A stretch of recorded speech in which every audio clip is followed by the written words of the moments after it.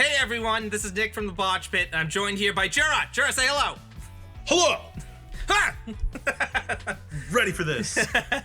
So this is the first real episode of Botch Labs, and today we're going to be going over a favorite game of ours, Chronicles. Devious.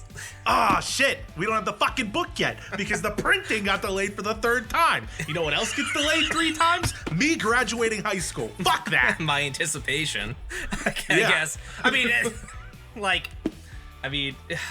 yeah. I'm not going to review something that's not out. Now I know how my parents feel about being disappointed when I can't complete things. But we're not mad at you. We just know you can do better. Anyway, today we're doing Chronicles of Darkness.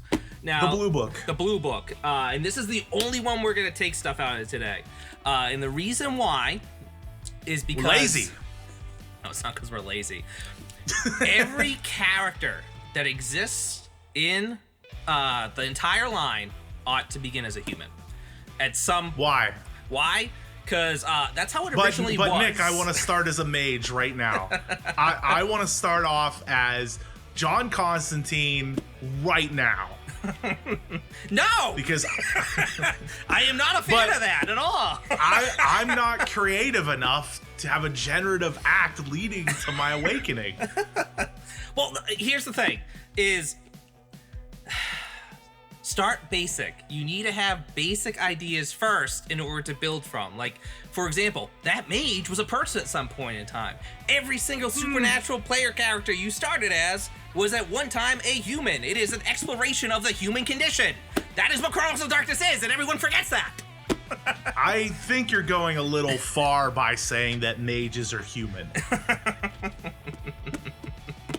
Eggheads. But anyways, so today what we're doing is I threw a scenario out to Jura just literally 2 seconds before we began this today. No, it was planned. It was very well planned. No, it wasn't. I literally just threw together the mood board 2 seconds ago.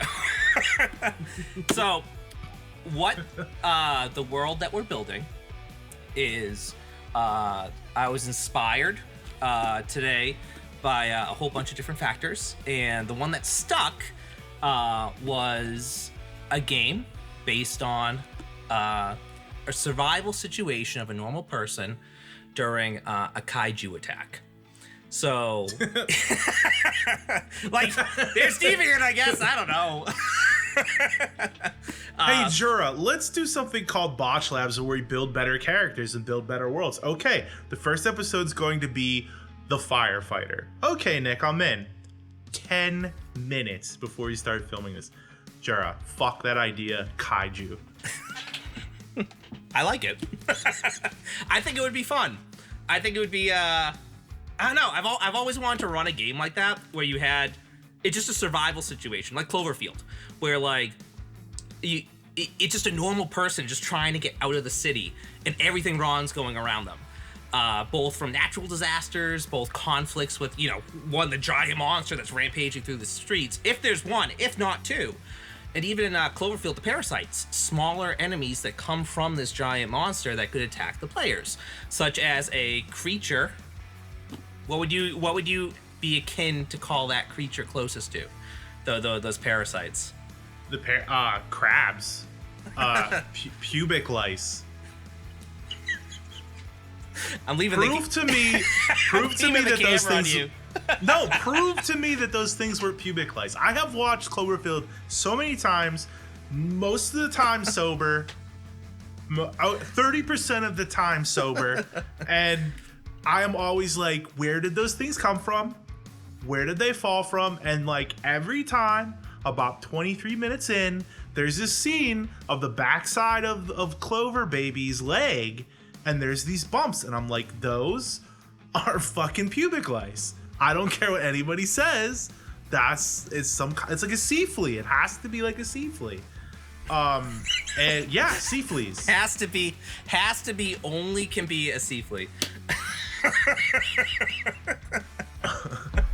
Well, instead of fucking criticizing me, why don't you tell me your idea, Nick? Well, here, I'll show the mood board. I'll go with the mood board. Okay, so what is a mood board? Let's see if I can load this all up at the same time. Cool. So over here, what I'm using for this program, for those that don't know at home, this is Adobe Illustrator. Literally the only reason why I'm using this is this program I use every day in my job, and I just threw all the images that we got together in 10 seconds into this file. So on here, you see stuff from movies such as Pacific Rim. You see Godzilla vs. Kong. You see Cloverfield, obviously, which if you don't know what we were talking about with those lice, it's this guy right here. And then over what we have here is another inspiration for it was the English is Cities Surrounded in Shadow, which is a survival horror game based with a whole bunch of different kaiju. But that was one of the inspirations. And looking at this mood board, what a mood board is, let me take actually a step back. I'm actually, yeah, I'm getting a little bit ahead of myself, going nuts with all this. But Jura, mood board. What? Mood board. It is a board used to generate a mood for a thematic view that you use during the writing or world building process. To put it simple, it's a bunch of images on brand of a theme or audio cues, songs, pictures of your exes that you use to elicit an emotion while writing or designing. I know that it's really big in most creative processes, mainly in writing, theater as well. A lot of people that I know in the theater industry that I've come to know very intimately over the past couple of months told me that they use mood boards, and I'm like, cool, why did you just bring that up over spaghetti? So yeah, it's part of the generative act of creation. So looking at this mood board, we can see here a lot of the images that, well, most of them, not all of them, that were selected, happen at night. I feel like with this, nothing scary happens during the day ever. Well, actually, there is a huge image on the top left of Pacific Rim. Nothing happens scary during the day. But you have cities like getting destroyed or have been destroyed. There's liberated. Smoke rising up. There's neon lights as all this chaos is erupting. You have from my favorite scene, I Don't Feel So Good, in Cloverfield, where the girl's eyes start bleeding and she explodes. You have the quarantine hazmat people in there too, and again you have different images of kaiju. But I think like one of the most scariest things in Cloverfield is you don't see the monster till the end, and it's kind of like Jaws in that regard, where you don't have to show them the entire time. Well, what is your opinion on that? The scariest fucking shit in Cloverfield is all the damn people. Like, okay, I'm a big dude, 6'5", 320 pounds, 325 pounds. I've lost like 70 pounds over the past couple of months. I'm a big person, and being crammed anywhere with other people in a normal day is hell for me. I don't want to be around people. I don't want to smell you. I don't want to hear your conversations. I don't want to look at you. I don't even want to Tinder swipe right on you. I just don't want to be around you. And now I have to like cram myself into a subway area to avoid pubic lice from hell or a giant goober monster. No, that's terrifying to me. The city logistics are out. There's no Ubers. I have to walk. No, fuck that. Yeah, we haven't even talked about say if the electricity is out and it's like a complete blackout and it's just awful all around. Like it's already like forming in my head what I'm seeing what this world ought to be. You're like, I can't put my wig on in the dark. I need light.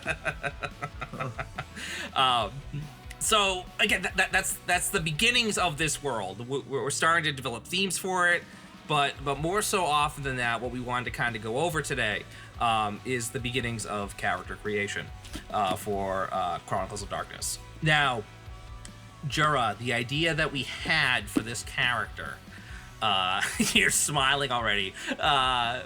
What was the name of this character? Oh, this character's name is Ed. Ed. Okay. So yeah, for everyone watching, I'm I have another computer here, which I'm going to flip to.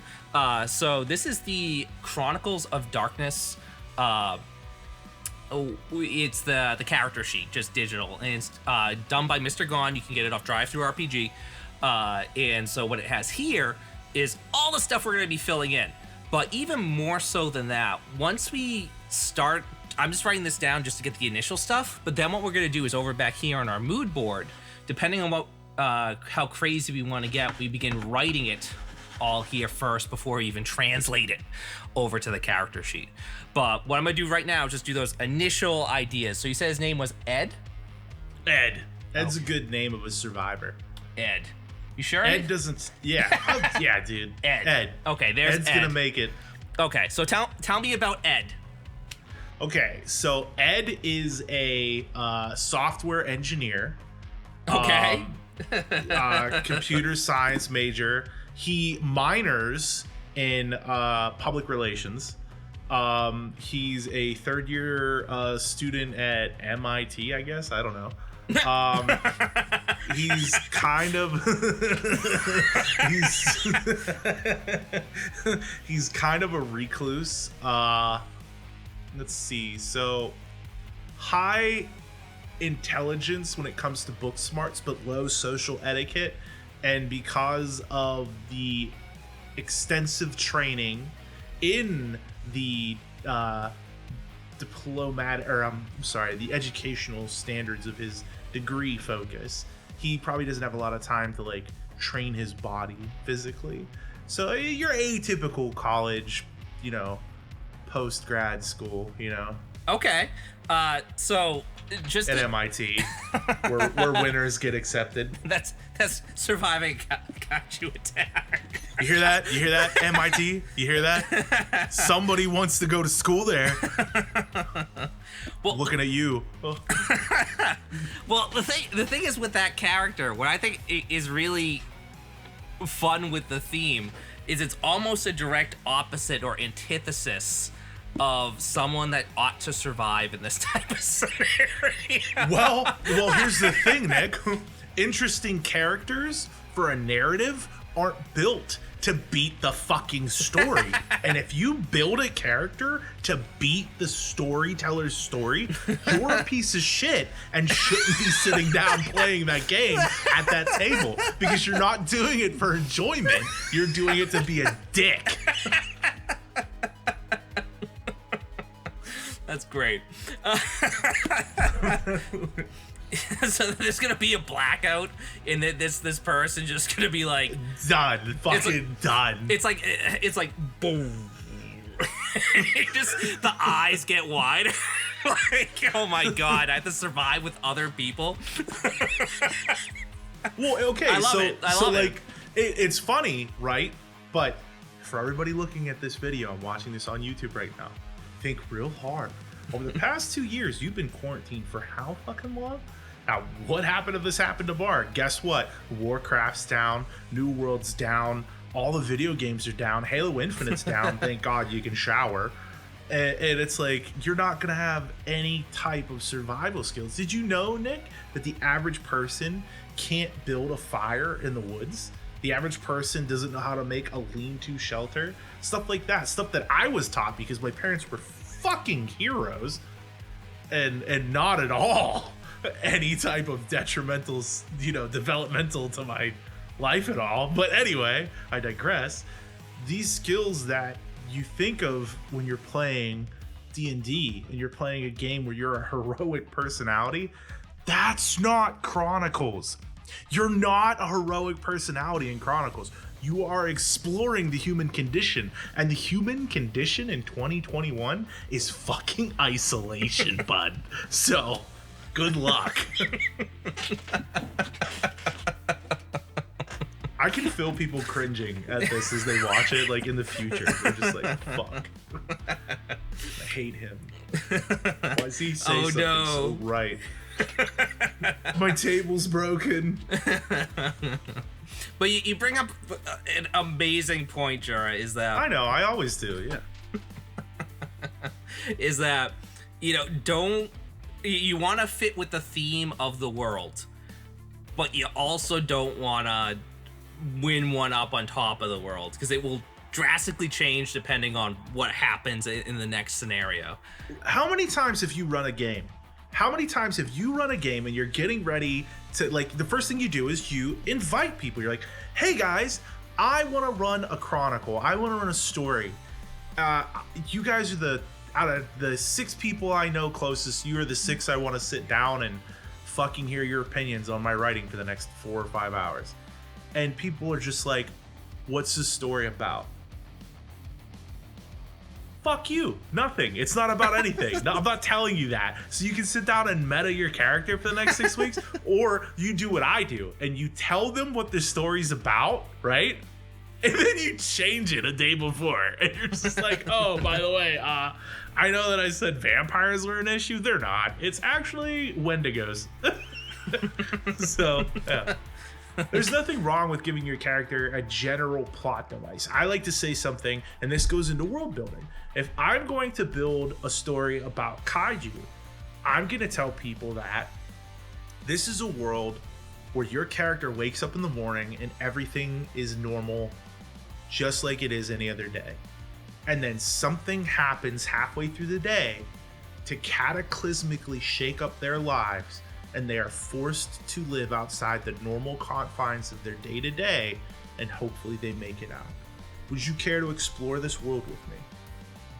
That's it. Yes or no, start making a character. I'm not like, by the way, there's a 90-foot character, you're gonna get crushed by its dick, it's going to have pubic lace crab monsters, and then you're sitting there and you're like, okay, I'm really good with fire axes. My defining characteristics is that my athletics is 5. Like, fuck you.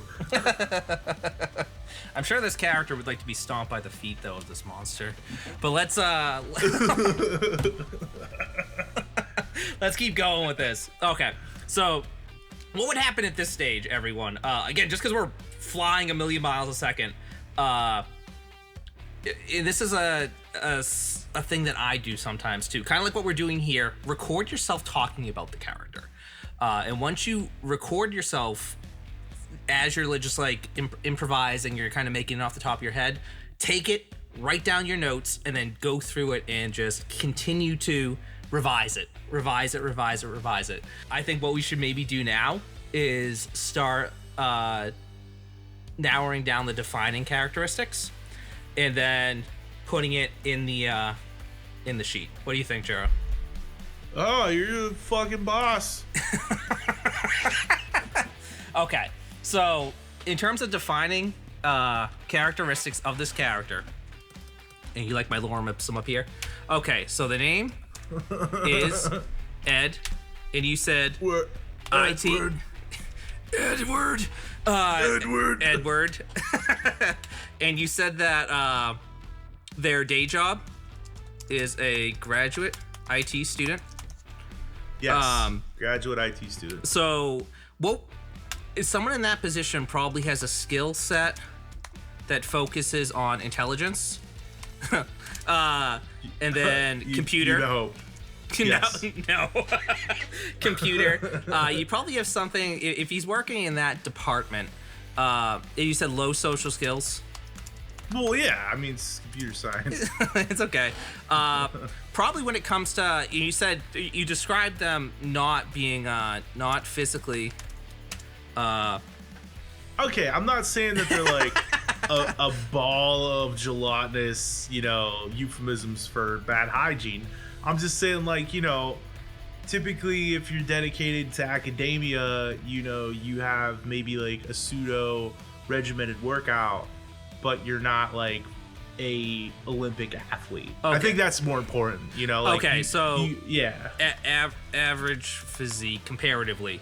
And then you also use the words academic in the way you just described them. And I apologize if I start spelling words wrong. My camera's directly in front of my screen. What we also have... so is there a particular type of IT that they would focus on? Are they more like a call center person?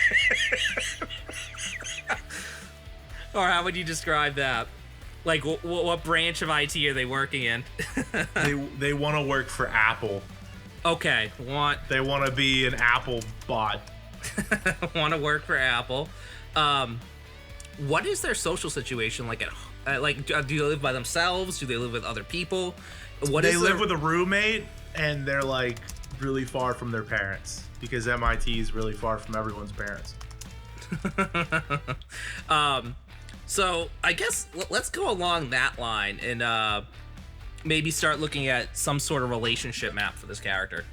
What do you say that they this roommate, how would you describe the roommate? Because in my mind, what I'm thinking of is Peter Parker's best friend from the new Spider-Man movie for whatever reason. No. Tell me who you Because that's do. a 1 in a million shot that you get like a fucking roommate like that. No, this guy's name is Jack. What's his Right? name? His name's Jack. Jack Wagon? No, Jack Wiegand. Okay, let me write it down. So Jack, is that Weagon? Yeah. Jack Wiegand. Okay. Okay. And Jack is a social media engineer, and my he God. is he has a more vivacious social life. He slams power thirsts, and he brings over what he likes to call dimes to slam. So he's like constantly betting partners, playing Halo Infinite all night, and is a loud, obnoxious ball sack to Ed. All right, let me. Typical roommate. So slams. You said what did you call it? Slams.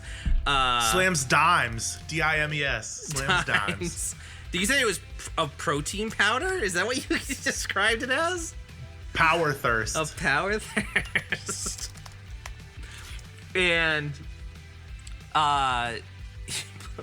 sits up playing video games all night. Now, would you say that Ed here plays games with Jack? He has a tenuous grasp of video game playing. Okay, small grasp of video game playing. Okay. All right, so at least we started the relationship map. Now, I know that some games focus on it more than others, but in my opinion, always building a relationship map not just helps flesh out your own character, but what it can do is you can assist the storyteller by giving them options. Now, when I say that, make sure you don't take that as they're going to use every single character. That's not what it's for. But why, Nick? Because I spent a lot of time, and they ought to put all of my characters in the game. No. What you're doing when you play a game, and this is just a different way of thinking about it, is you are helping tell the story. Now, it's not you are telling the story, you are helping tell the story. And what's the difference, Nick? What's the difference is what you want to do is give the storyteller enough material to work with, but they're just going to pick and choose enough of it so that they could assist the story without making it all about that character. Because there's a thing where you don't want to always, because what happens in those situations, you have someone who spent pages upon pages writing something and some person who wrote a page, and it just isn't fun. It's not fun to play with everything all at the same time, like giving someone all the attention and someone none. No, basically what you can do is writing all that material is great exercises, because what it helps happen is for you to know your character better, in my opinion. That's how I take it, because enough to hang you with. Yes. What sucks more than anything? And mage. Yeah, yeah, it does. But the thing that sucks more than anything is trying to work with a character that has literally nothing to them, that is too blank of a slate. The exact opposite. It's like, what do I do with this? What do I can make him do whatever he wants. You want to give them agency. You want to make sure that they're able to go and do whatever they want. But the same token is it not only, from a storyteller's perspective, it's not only hard to use them, but it also shows the care put into that character. That's something that I take from it. That might be a personal thing. It might not be a universal thing. But the thing is take this from another perspective, is that if someone put X amount of time working on something for you, for someone who, as the term goes, phones it in with another character that they use for another game, for this game, but tries to hide it by changing a little bit of the backstory. Not only are they not invested in your game, but the same token is that you are not invested in their character. It's a dual-way street, and no one has fun at that point. No one likes it. No one. And I know that circumstances might happen where that might be the case, but don't ever do that. Don't ever do that to someone. That's not cool. But anyways, you're a maximum shitlord if you do that. It's kind of a jerk thing to do. Yeah. But anyways, it's a real Chris move. No, Chris. Wow, we're just really beating on him. No, he couldn't be here tonight. He's at an orphanage playing Connect 4 with every child in the orphanage. He's out. He's saving the world. Oh my god. He's gonna kill us when he hears this, but no, I'm gonna say something nice about him every video we do. He's saving orphans tonight. But okay, so let's go back to the mood board real quick, and just so I can see it. All right, so he said Edward is a graduate IT student, which would put him probably around the age of what, 25. 20, 25. Okay. Skills later on, if you're not, achieving much in life and at your graduate level.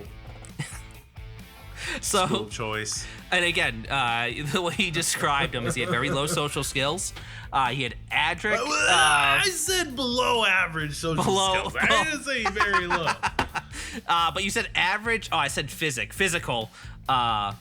He's academic. He wants to work for Apple. He lives with just a roommate and no one else is around him. His family's away. And you said that his roommate is Jack Wiegand. Slamming dimes. He's slamming dimes, who is slowly starting... This is slowly starting to give me a... what is it? Shaun of the Dead vibe? It's Lenny. It's basically Lenny. Lenny Smash. But anyways, okay. I think we have enough with this to begin working with the character sheet. Again, take more time than what we're doing for this video, but let's bring it all over to the sheet now. Okay, so again, name is Ed. We said age 25. 25. Now, notice what's happening right now. We built all this before we came to the sheet. So now when we get to the sheet, it's gonna fill in pretty much automatically. So the player, we'll say it's gonna be Chris. Virtue and Vice. So let's talk about this for a second. Virtue and Vice are both. What page are Virtue and Vice is found on the green or the blue book? In the blue book, let me grab it real quick. But Virtue and Vices, what they are, is they are compulsions. So Virtue. They're more important than just compulsions, though. Yeah. They're also a way to gain beats. Yes. And they are on page 27 and 28. But for example, a more positive compulsion, such as being generous, being just, is considered a virtue, where vices are indulging in chronic masturbation. Arrogant, competitive, greedy, and what Jura said. So for both of these, for virtue, what do you say that Ed has? What do you think he does good? Wow. And in the sheet, they pre-fill some of this that they take from the book. You can either choose one of those, or you could go by something more direct to the character. Typically, I go more direct to the character and just take something like that and alter it a little bit. I'd say generosity. Generous? Ed is probably, he's probably always like the type of dude that like helps an old lady carry her groceries up to her apartment. Like he's always checking in on like Jack to make sure he's in bed and covered up. Like just general nice generosity stuff. So for his vice, is there ill-tempered or arrogant? Yep. Wrath. Yeah, that seems to be hitting pretty good. That's the vibe I got from him. So concept. So what the concept is just in a few short words what this character is supposed to represent. Struggling IT student. Cool. Struggling. Oh. IT student. Oh.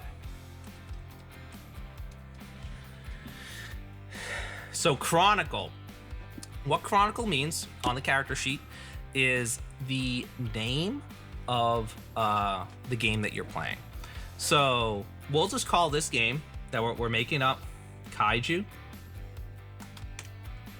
Example. But that's what we'll go there. So I think you could do better than that. Kaiju example. I also spelled Kaiju wrong too. Kaiju Stomp House. Kaiju Stomp House. Oh, it doesn't fit house. HSE. Exclamation point. Good. Cool. So now, faction and group name. Jura. What is faction? Faction is any type of denomination that your character might be a part of. For example, if this character was a hunter character, they might belong to one of like Project Valkyrie or something like that. But since Eddie's a student and a mortal and a nobody, we're just gonna make him a member of like a fraternity or something like that. So he, you know, something fair. So let's use CU fraternity. Okay. And a group name, we'll skip that for now. Skip that shit. All that is just, again, delineations of the names of the players within the Chronicle. That's all it is. But now going to the next one, the attributes. Let me go over to there on the sheet. So attributes. There are 3 rows of 3. We have in the first... mental, physical, and social. Yep. And then what happens is in the amount that you dedicate to each box, it goes by the box itself. So what I mean by that is this. That box, not necessarily power all the way across or finesse all the way across, but that box itself. And what you do is you take 5, 4, and 3 dots and allocate them accordingly. Now, when it comes to this, it's not ever beneficial to really have anything stacked all the way to 5 because of what it says in the book in regards to what each dot means. Jura, for example, what would happen if someone had 5 intelligence? What would they be considered?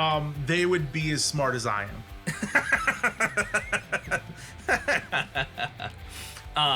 So it's one of those things where what I tell new players, especially players who haven't really done this before, try not to bring anything above 3 if you can help it. If you have to bring 1 up to 4, if nothing else makes sense, don't really try to do that ever, but if you have to, do it.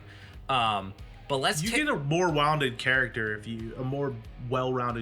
if you try to like keep it under, 4, And these can be upgraded more so later too. Like this isn't just like the one and done deal. So what you have to kind of do with this is look back at what we did when we decided to make it Ed. What was he more focused in?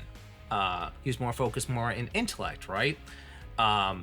Very bad in social and semi-okay in physical, right? So in these delineations, Jura, intelligence, wits, and resolve. Intelligence, that means the academic intelligence of an individual. Yes. What would wits then mean? Their ability to solve complex problems in rapid succession. This is their like sapio-tactile ability to solve things, or a witty retort, or a ability to adapt to an intellectual stimuli. Yeah, and then resolve would be the characters, at least when I put it into words, it's their ability to withstand some sort of I don't want to use the word attack, but it's their ability to... I think it's their resolve. It's their yeah. I'm trying not to use the word in it. That was the hardest part. Their dedication to maintaining the linear scope of what they're doing, despite objective speed bumps coming their way.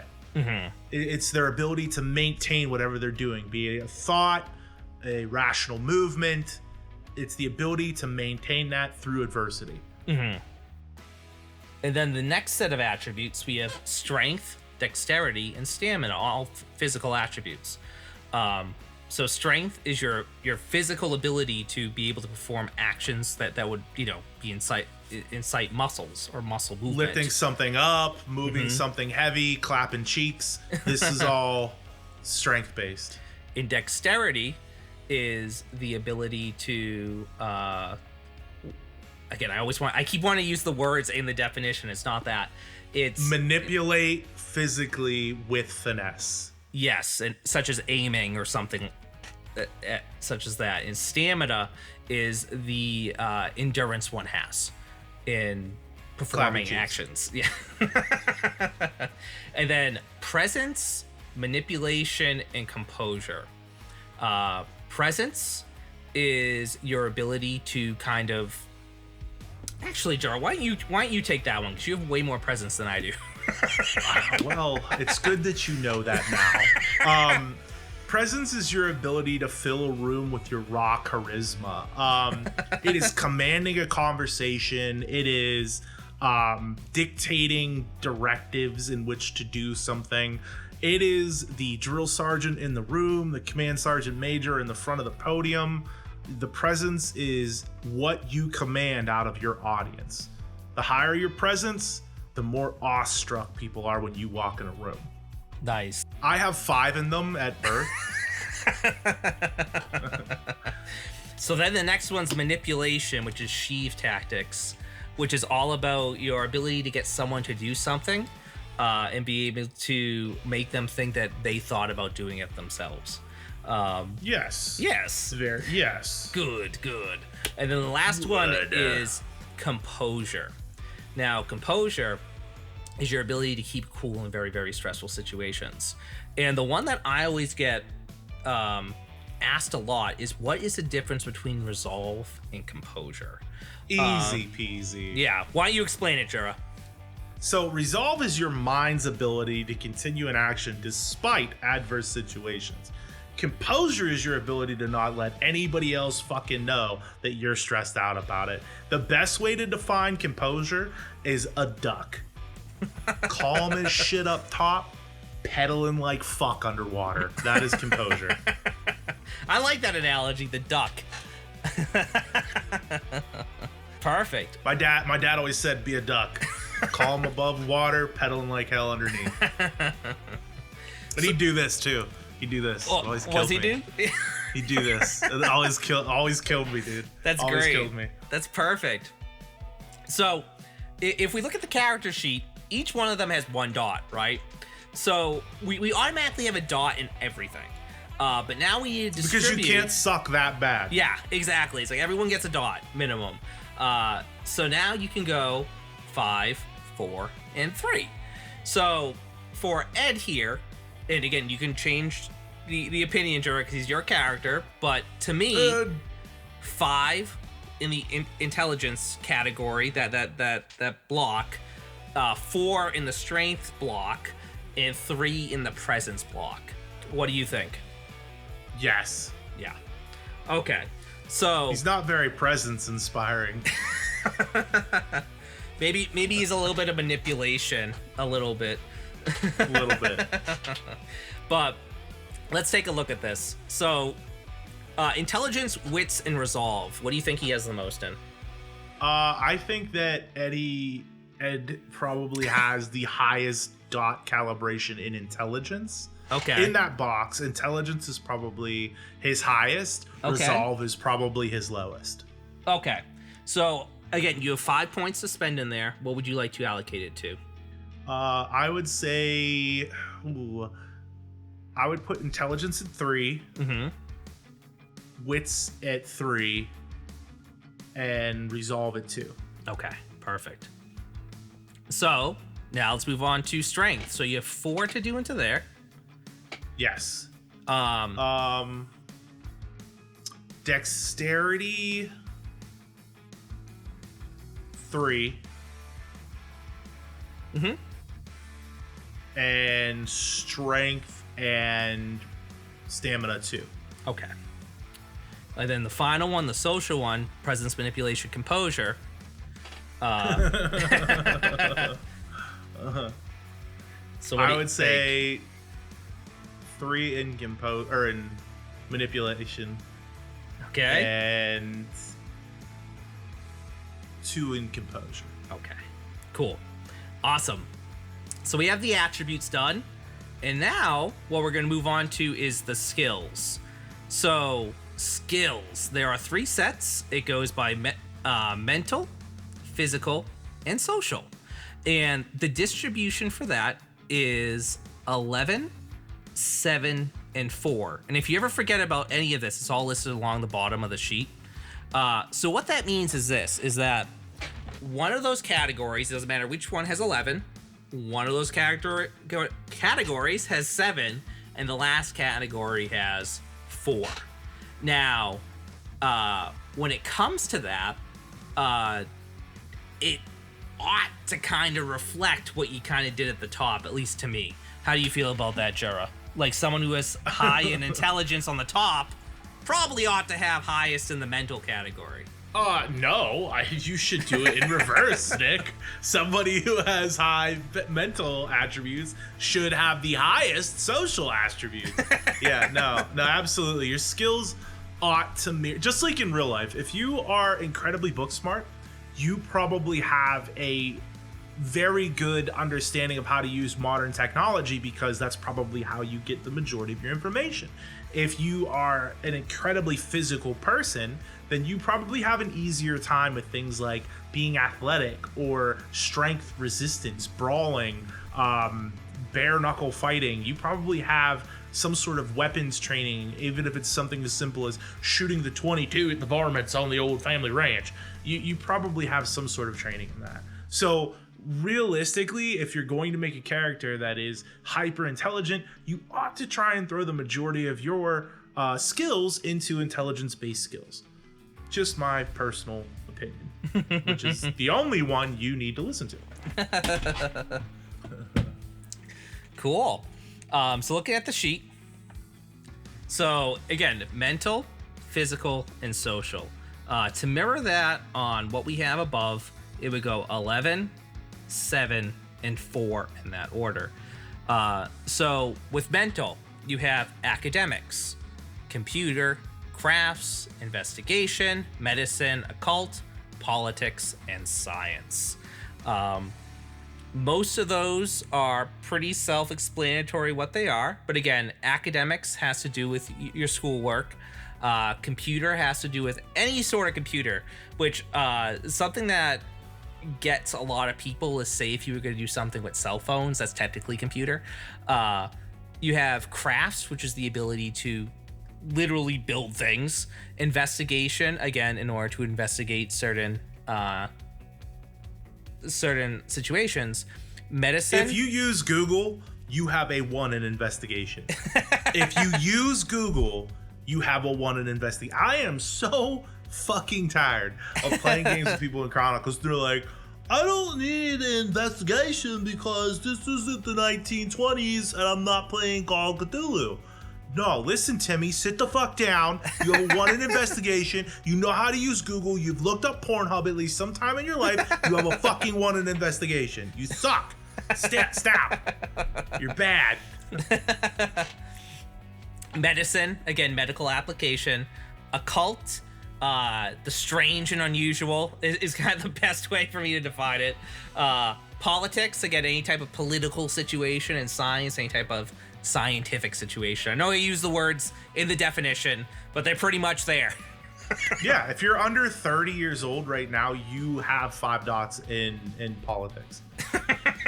It's proven right now. Gen, the next generation are all poli-sci majors at 18 years old. Oh my god. So, Jura, in regards to your character here, and again, also something to mention at the top, -3 to unskilled and mental attributes.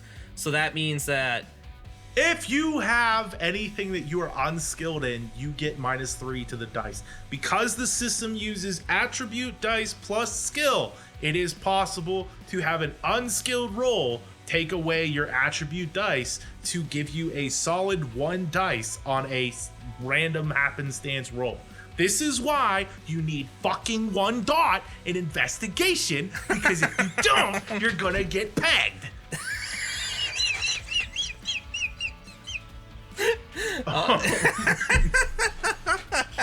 Imagine this. Just let me paint you a picture.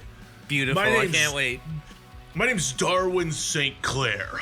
I'm a professional javelin thrower because my storyteller told me that we're gonna have to deal with vampires in tomorrow's Chronicles. And you know what kills vampires? Sticks with points. You know what a javelin is? A stick with a point. And I can throw it up to 60 meters. Yeah, guess what, dickhead? But you didn't put anything in investigation. So you know what that means? You don't know how to read basic internet shit on when Dick's Sporting Goods is open because you couldn't find what time it was open. You have a -3 to your dice. Doesn't matter how well you can throw that javelin, knuckle fuck. You can't find any on the internet.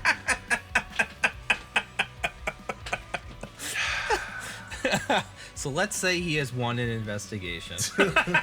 Thank you. I guess that's what solves that mystery. Okay, so we have 10 more dots to give him. Well, I would think he'd have to have at least 2 in investigation. 2 in investigation, okay. Yeah, okay. And then he has to have some in computer because he's a software engineer. So what do you think, 2 or 3? Probably 3. Yeah. I gave him 1 in academics.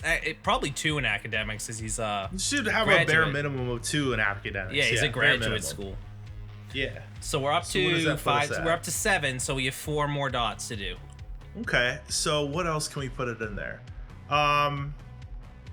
I'd give him at least a dot in politics because he's 25 years old, so he's somewhat invested in the social-political climate.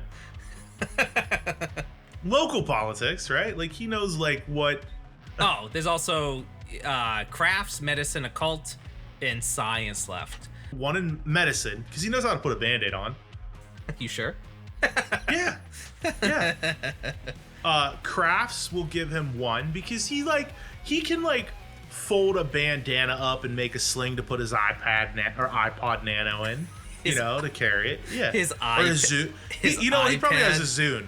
He has a Zune. He has a Zune. Macaroni art. He has a Zune. Okay. 1, 2, He has 3, a 4, 5, Microsoft 6, Zune. 7, 8, 9, 10. You have 1 more dot.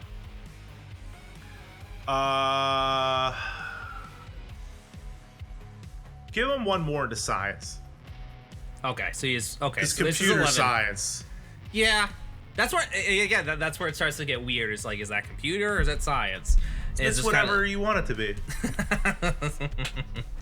All right, so now we're on physical, which gets 7 dots. So we have athletics, brawl, drive, firearms, larceny, stealth, survival, and weaponry.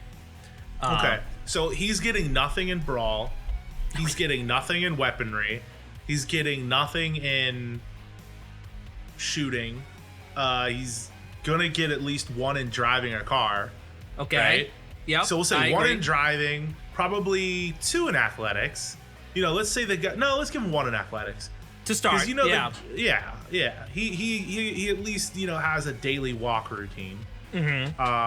Let's give him 2 in stealth, because he tries to avoid social situations so much that he's actually become adept at it. I love it.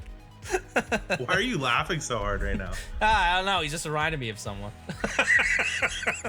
So 1, 2, 3, 4. So we have 3 more we have to do.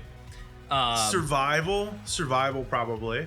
Yep. But I would caveat that it's more related to like urban constructs. Like he knows where to go to survive in the day-to-day life of the city he thrives in. Okay. Like he understands where the subway goes, how the urbanology of that goes, that kind of shit. Okay, and we'll save that for later, but that's a good note to have. So urban environments and survival.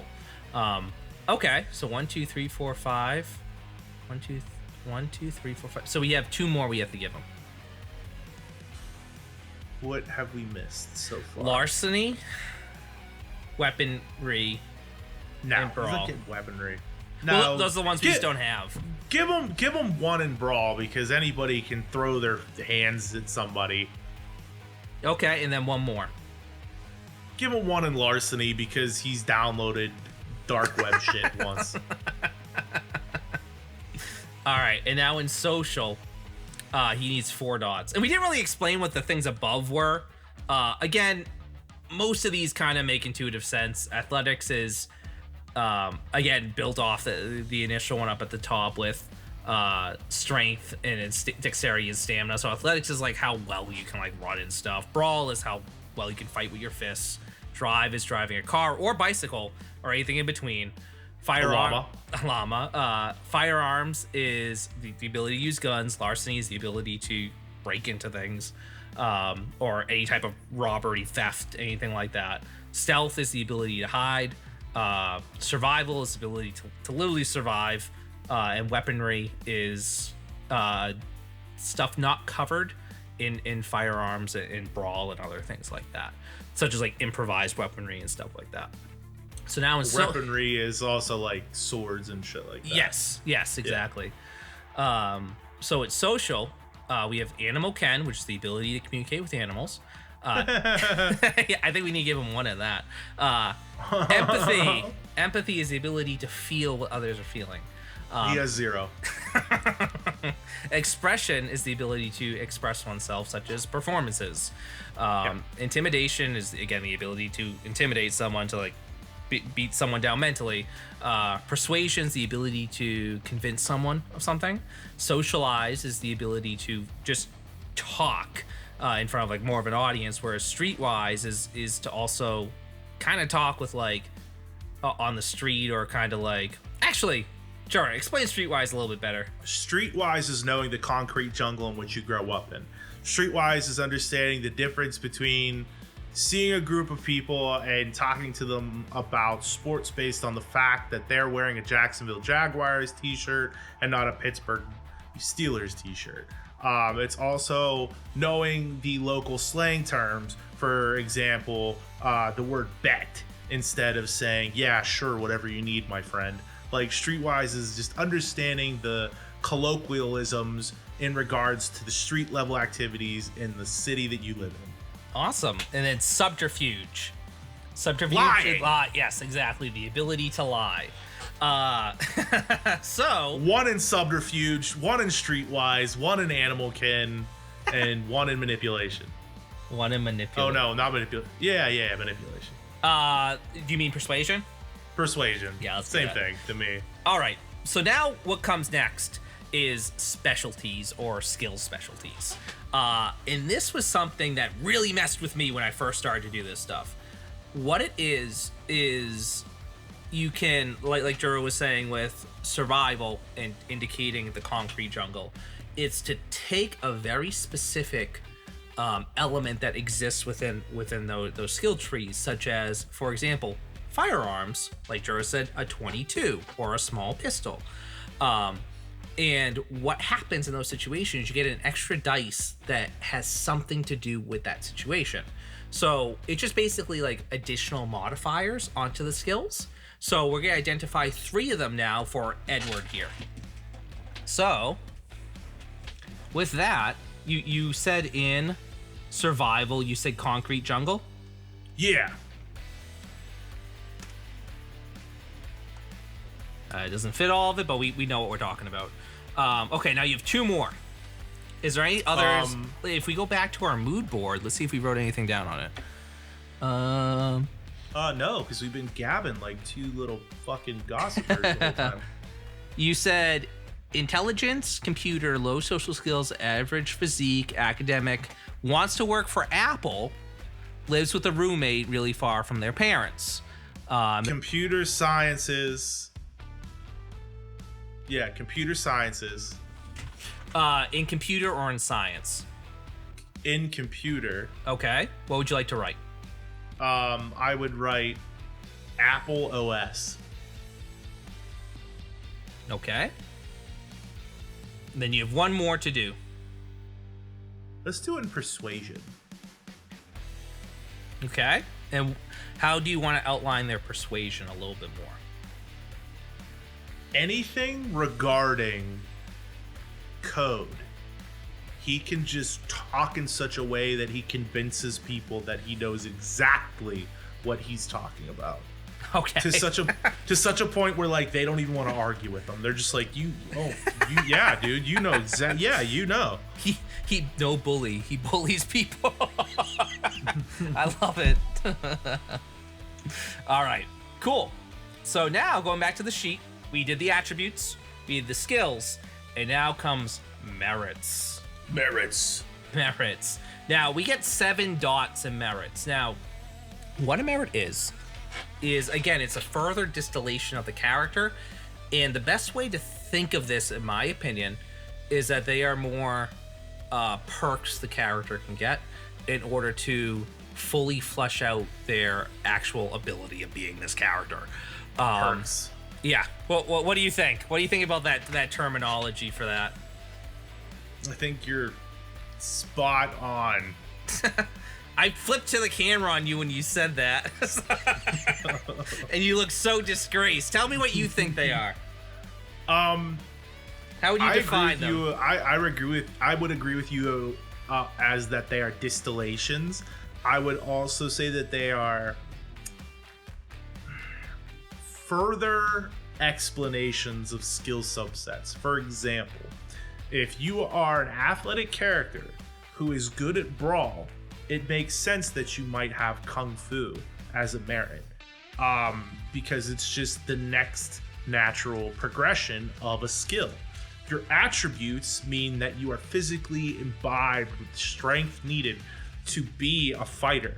You've spent time brawling, so your brawl is higher than the average person. And because you have the physical aptitude and the desire to continue to fight, you have honed your skills into Kung Fu, which allow you certain things that you can do as a result of dedicating your time, body, and skill to Kung Fu.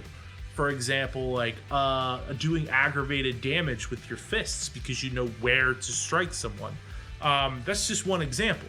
So to me, merits are a good way of further identifying your character's specialization. Jura is absolutely right. And of course I am. When it comes to merits, right here we have the core book, and that's what we're using for it. But merits is something that, again, in this first overview, we're doing this. We're not going to the super extent. But when it comes to merits, in order to get that further distillation that Jura was talking about, I usually go outside the core book. And the reason is because supplemental books for Chronicles, it also, depending on what your storyteller wants to do with New World and their interaction of Darkness, Darkness. Interaction of Darkness is what you said.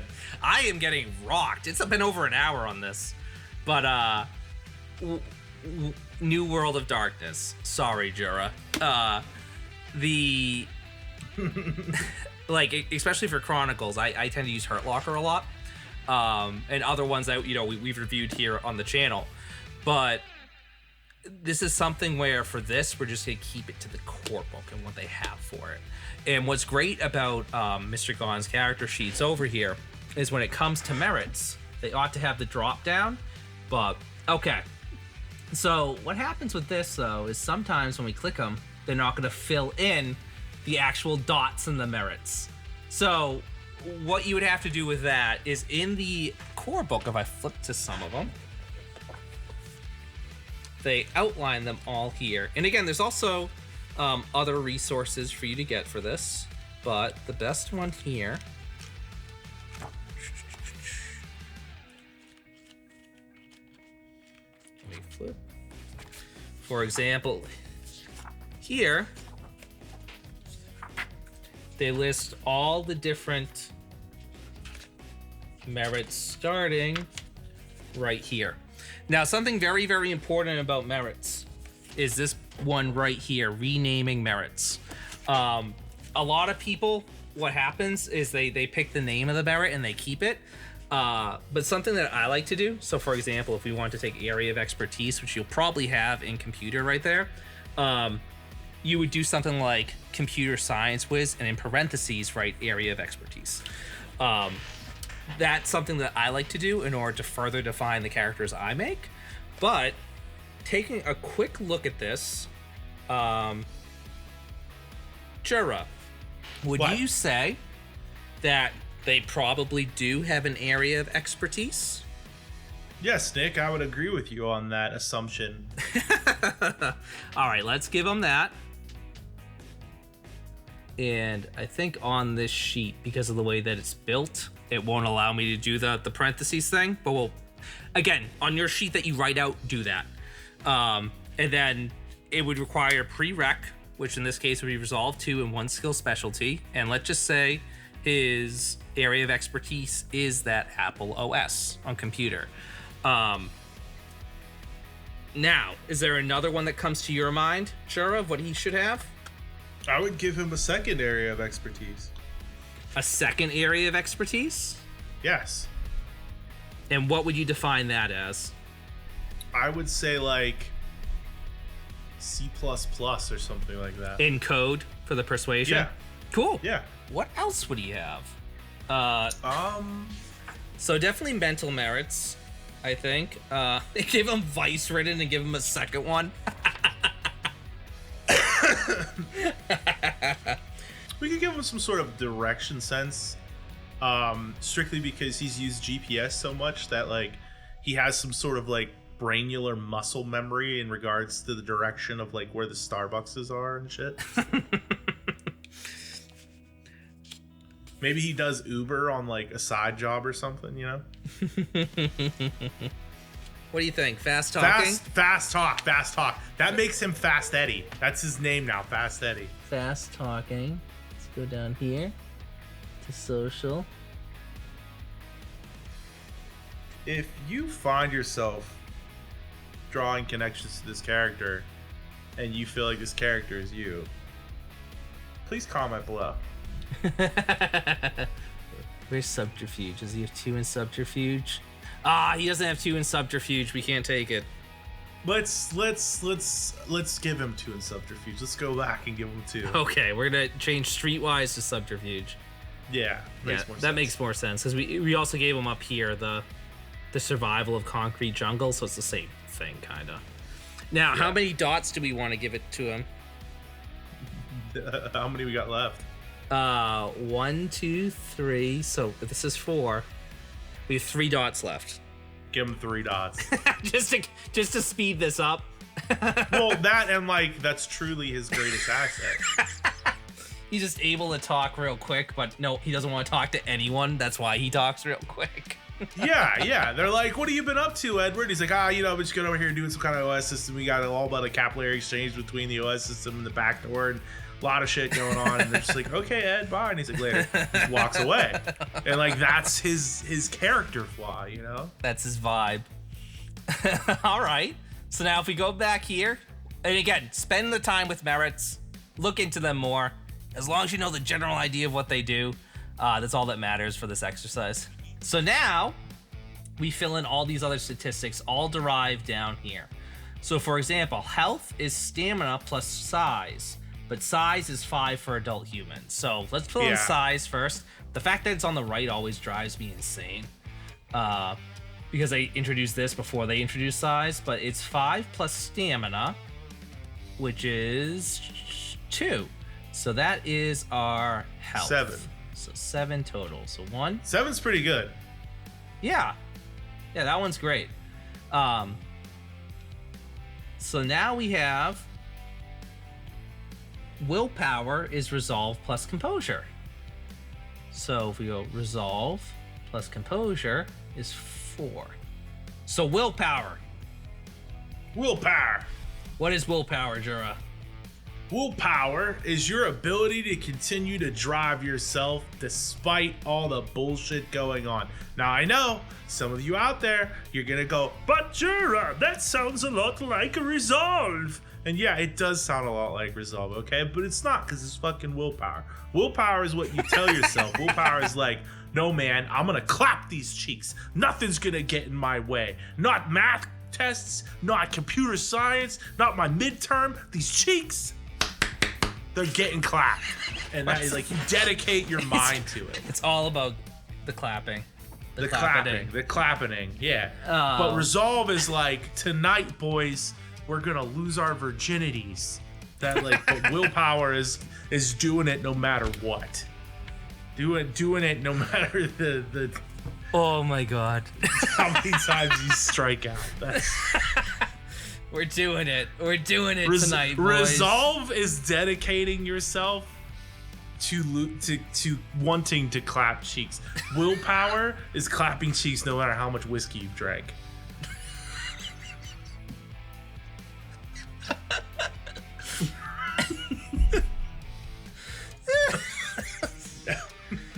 That one's for you, Matt. I love you.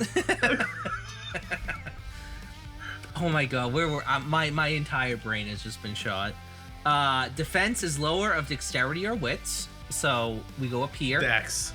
Dexterity or wits. They're both the same. So the defense is 3. They're both 2, 3. Yep. And what does defense do in a dice poll, Nick? I play with Chris. We don't do that. With Chris, we don't take away dice. I have never played in a Chronicle with Chris. I'm going to be completely honest with you right now. And all the time I've been playing with everybody, Chris is like, I am the best storyteller that ever existed, ever. And I'm like, cool, run a Chronicle for me. He's like, okay, we'll run Star Wars. And I'm like, what the fuck? And then he made me talk like a Wookiee for fucking 3 hours. And so like I had to sit on camera and go for like 3 hours. And he's like, okay, but what's that mean, Jura? And I'm like, I fucking hate you, Chris. Even though you're at an orphanage right now saving orphans, I still hate you. I'm just kidding. I love him. He's a good friend of mine, and I will never not dick off on him. So good. So good. I literally went to his house for Thanksgiving and like spent time with him and his kids and like bought them like dinner and like Christmas presents and loved them and told them how much I care about them. And then like the minute I leave the house, I'm like, fuck Chris Dyer. Like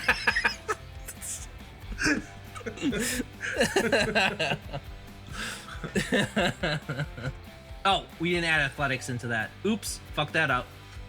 So 3 plus athletics, which is, well, he had nothing. Oh, you have 1 in there. So we have defensive 4. There we go. which means he's got 4 dice to roll against attacks. So on that, initiative modifier is dexterity plus composure. Yeah, it's dexterity plus composure. 3 plus 2 is 5. So that's his initiative ability. Yes. And then we have speed equals strength plus dexterity plus 5. So strength 2 plus 3. He has 10. 10 speed? Yeah, how the hell did That's not fast. It's really funny though. It's a lot faster than I thought he was gonna be. No, that's not fast at all. Nah. Like a physical character will have like speeds upwards of like 12 to 14.